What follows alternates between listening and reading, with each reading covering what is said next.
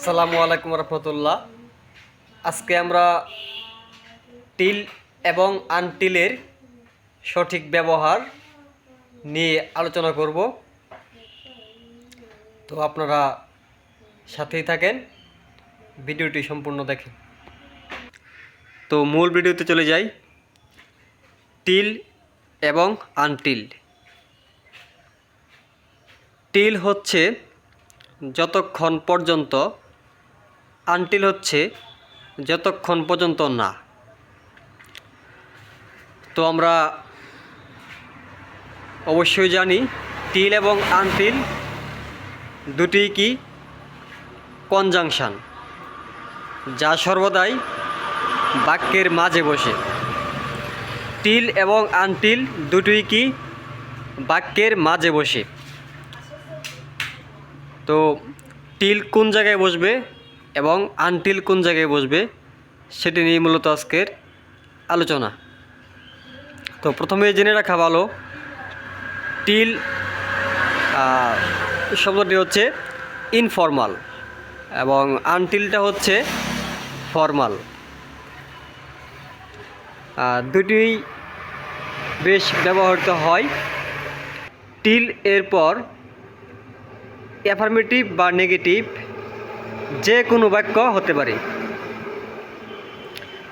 টিলের পর কি affirmative negative হাবোধক বা নাবোধক উভয় কি বসতে পারে।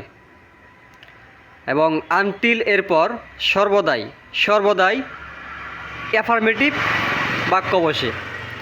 তো আনটিলের পর সর্বদাই অ্যাফার্মেটিভ বা হাবোধক বাক্য বসে। এবং টিলের পর কি অ্যাফার্মেটিভ বা নেগেটিভ উভয় কি বসতে পারে। আনটিলের পর সর্বদাই অ্যাফার্মেটিভ হাবোধক। আনটিলের পর নেগেটিভ বাক্য হবে না, কারণ আনটিল অর্থ হচ্ছে যতক্ষণ পর্যন্ত না। মানে আনটিল নিজে একটি নেগেটিভ শব্দ। Until is a negative word. আনটিলটা হচ্ছে একটি নেগেটিভ ওয়ার্ড, সুতরাং আনটিলের পর কখনো নেগেটিভ হয় না। আনটিলের পর সর্বদাই অ্যাফার্মেটিভ হয়। তো আমাদের টিল এবং আনটিলের মধ্যে যেই কনফিউজড সেটি হয়তো দূর হয়েছে। টিল মানে কি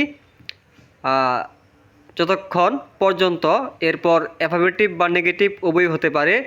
আনটিল হচ্ছে এরপর অ্যাফার্মেটিভ বাক্য হবে, কখনোই কি নেগেটিভ বাক্য হবে না। আনটিল মানে হচ্ছে যতক্ষণ পর্যন্ত না। আমরা দুইটি এক্সাম্পল দিয়েছি, এক্সাম্পলের মাধ্যমে আরও ক্লিয়ার হই। Number A, wait here till I don't come back. এখানেই অপেক্ষা করো যতক্ষণ না আমি আসি। ওকে। নাম্বার বিতে আছে wait here until I come back. এখানেই অপেক্ষা করো যতক্ষণ না আমি ফিরে আসি।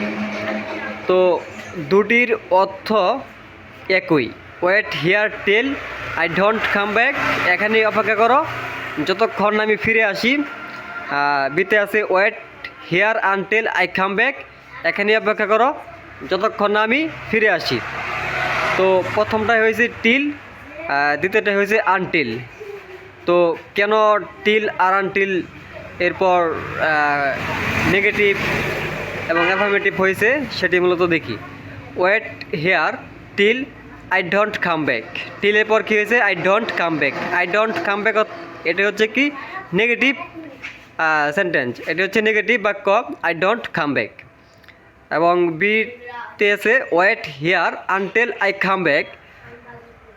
আনটিলের পর কী হয়েছে আই কাম ব্যাক, আমি ফিরে আসি। তো আনটিলের পর অ্যাফার্মেটিভ বাক্যটি হয়েছে এবং টিলের পর নেগেটিভ বাক্য হয়েছে আই ডোন্ট কাম ব্যাক।